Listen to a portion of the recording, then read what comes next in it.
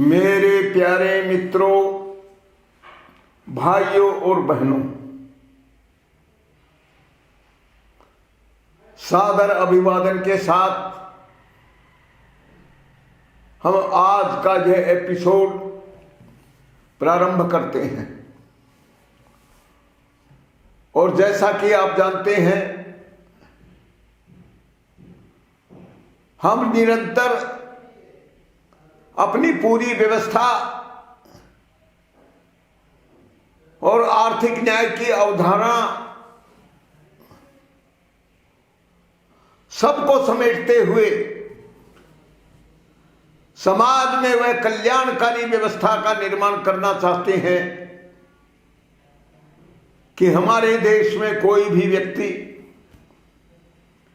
अन्याय का शिकार न हो। आप जानते हैं कि न्याय शब्द बहुत व्यापक है और शायद मनुष्य की बुद्धि के आधार पर अगर बात की जाए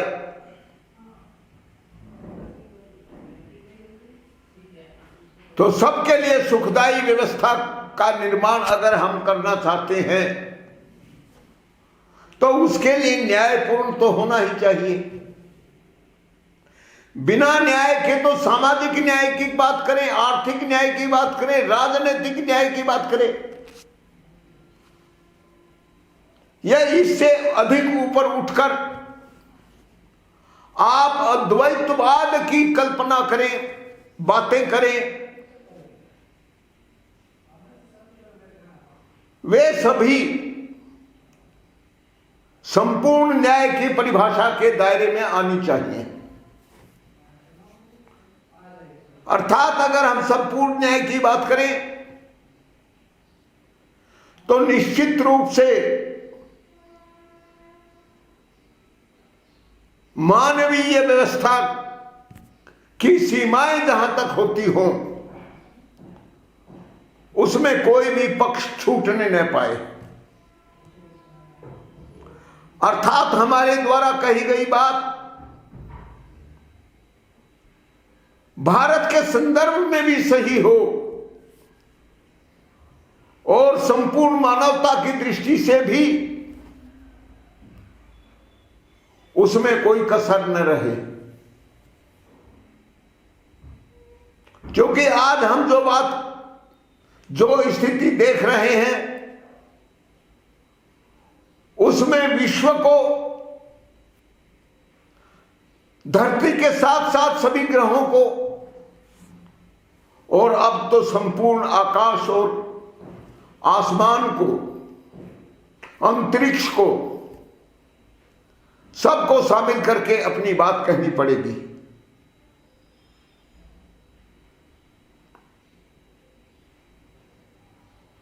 आपको मालूम है कि आज अनेक घातक हथियार धरती से कई सौ किलोमीटर ऊपर जाकर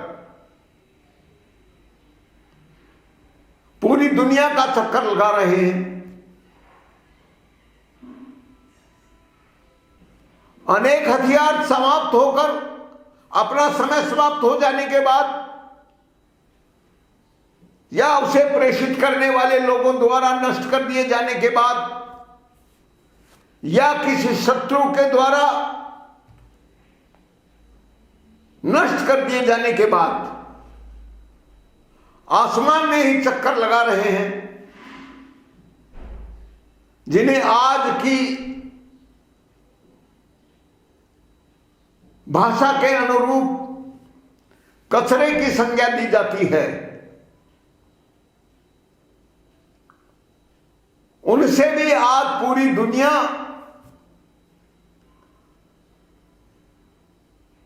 की सुरक्षा के महत्व को खारिज नहीं किया जा सकता। इसलिए बंधुओं,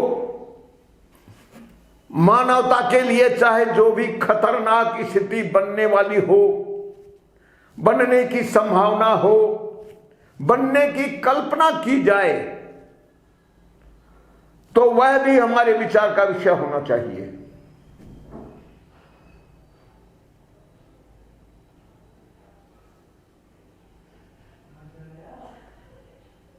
क्योंकि हम इस बात को मानते हैं और जानते हैं कि ज्ञान की कोई सीमा नहीं होती। आज भौतिक विज्ञान की लगातार उन्नति और नए नए प्रयासों से नए नए आविष्कार हो रहे हैं, नए नए शोध होना बंद नहीं हुआ है, और उसके द्वारा जो अंतिम परिणाम आएंगे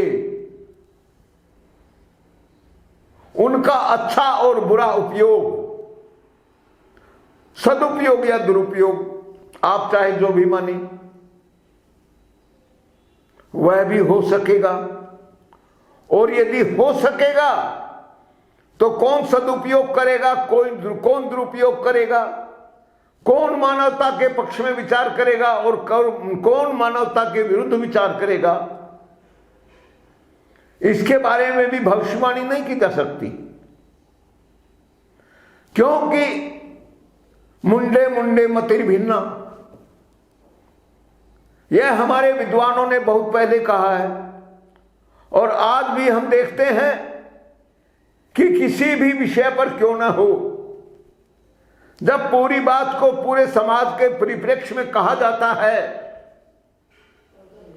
तो उस पर अनेक प्रकार के विचार आते ही हैं। उसमें लोभ लालच में फंसे हुए लोग भी हैं, और पूरे समाज का कल्याण के अतिरिक्त कुछ भी नहीं सोचने वाले सर्वत्यागी लोग भी हैं।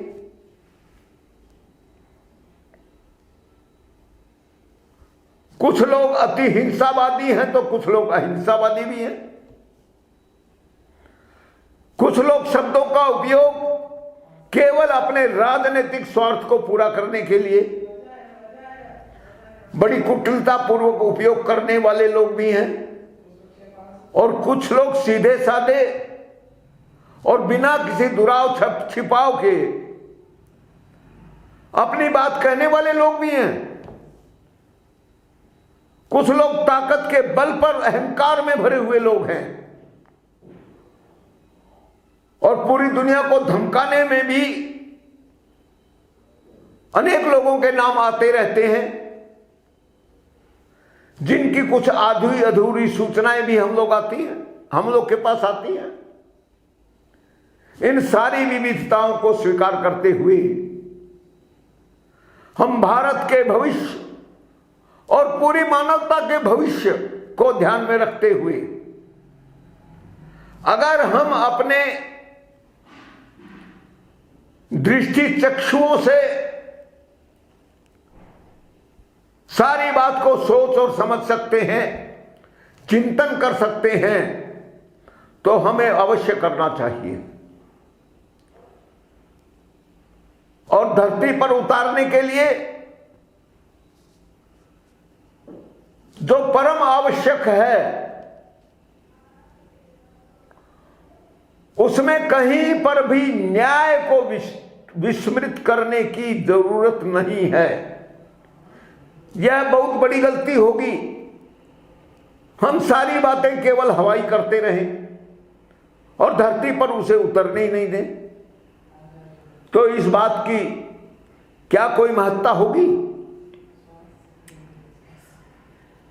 हमारे एक मित्र जब मार्क्सवाद के ऊपर